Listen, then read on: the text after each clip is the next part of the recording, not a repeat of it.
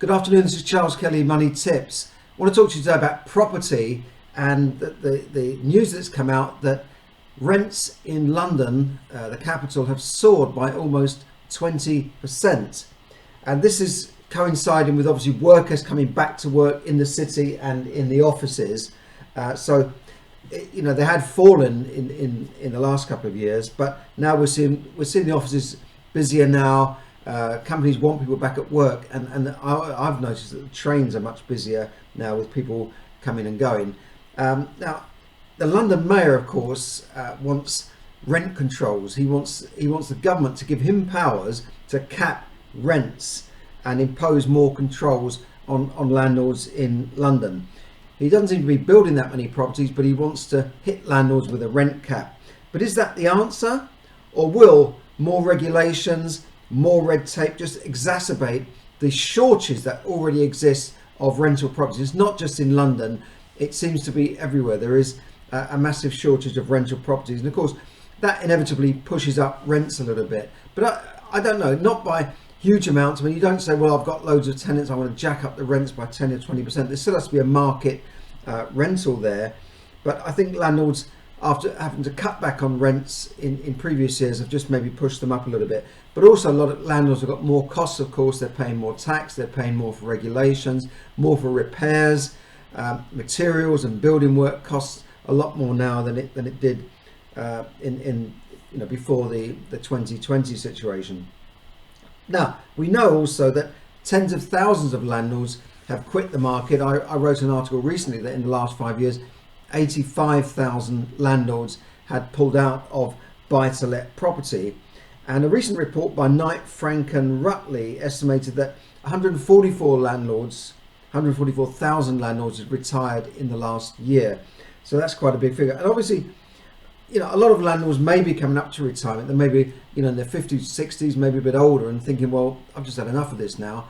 Higher interest rates we've got, mortgage restrictions, that's stopping landlords expanding their portfolios and buying more buy-to-let properties because they simply don't stack up. With the higher interest rates and the fact that rents haven't gone up as much, a lot of deals don't stack up on a 75-80% loan-to-value mortgage, as I was saying in previous episodes.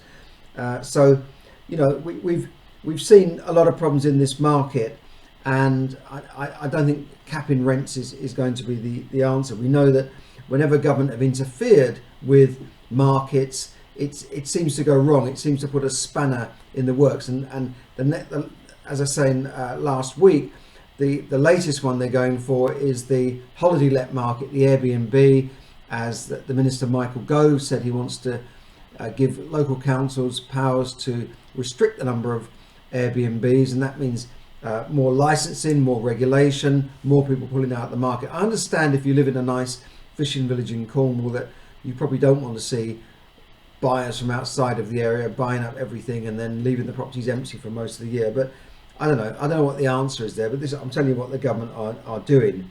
And then we've seen buy-to-let landlords having to contend with higher taxes due to George Osborne, the famous minister, Chancellor of the Exchequer, and more red tape in the last few years. We've seen introductions of new regulations coming in, and we're also facing the possibility of the abolition of Section 21 no-fault evictions.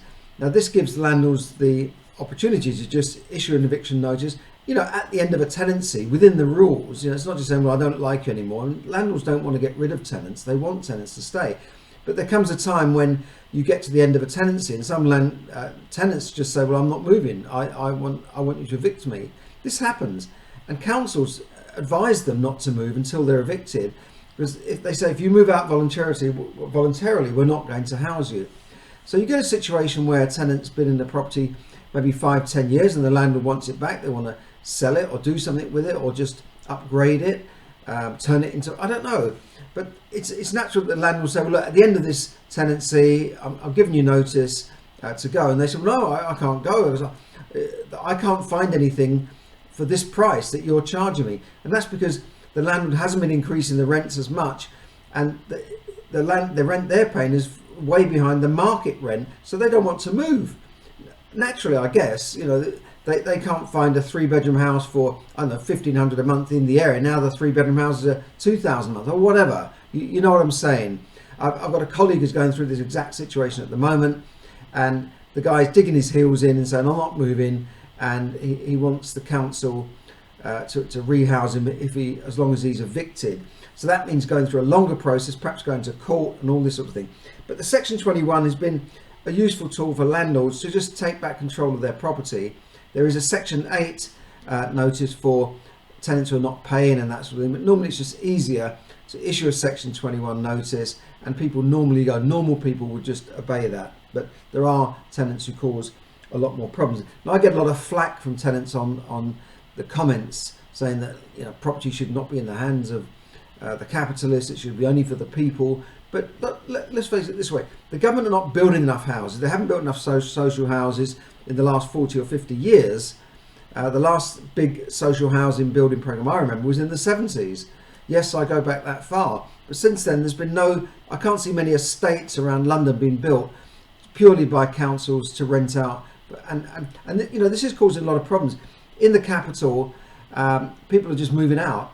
I've got family in the capital. They can't get tradesmen. They can't get people to do work. And they've all moved out to Essex and, South London, East London, Kent, whatever. And they don't want to drive into town, have parking restrictions, which is another problem with London. Now we've got ULEZ coming in, we've got congestion charges, we've got aggressive traffic wardens just taking money off motorists and giving them a ticket as soon as they're 2 or 3 minutes over the limit. So a lot of them don't want that kind of hassle going in to do jobs. Now we're seeing schools closing down in areas like Hackney and Camden, where I grew up in Camden. It was a booming area for families. Now we're seeing schools having to close down because people are moving out. And that's because the government have either not built, apart from the fact they haven't built enough council houses, they're actually selling them off in the capital to private developers. So that doesn't help at all. But you can't take it out on landlords. Landlords are still there providing housing. So why bash the landlords?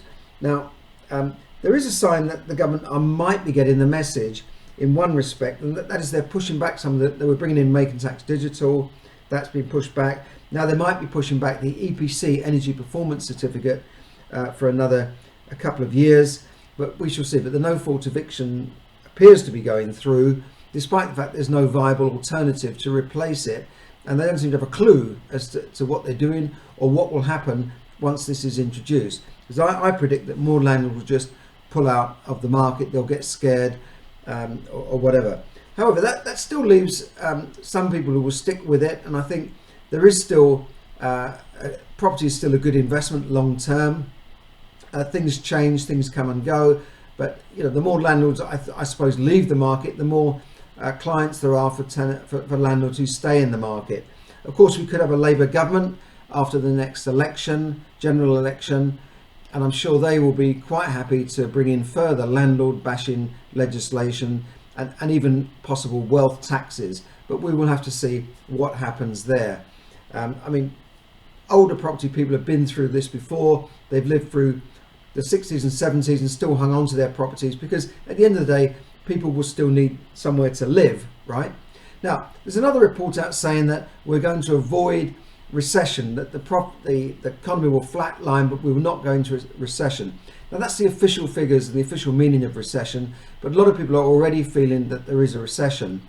And it's interesting to note that the Bank of England are looking at ways to increase the amount that the bank guarantees that they give if the bank should fail.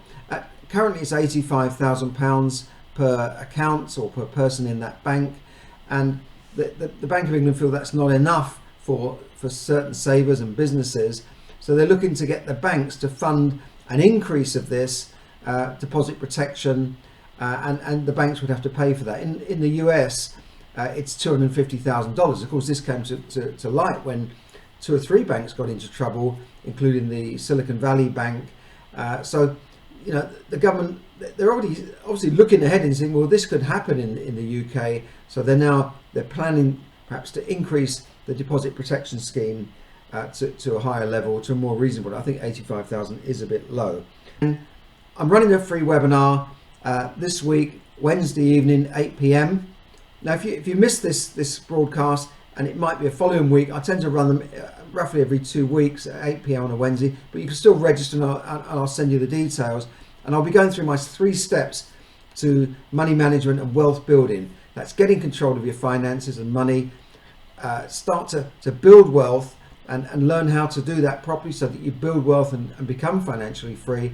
And thirdly, how to maintain that so that you don't falter along the way. So check it out. That's 3 steps to money management, a free webinar. I'll give you lots of great content, and I hopefully will see you there. Click on the link in the description and I will see you there. This is Charles Kelly, Money Tips. I'll see you soon. Bye for now.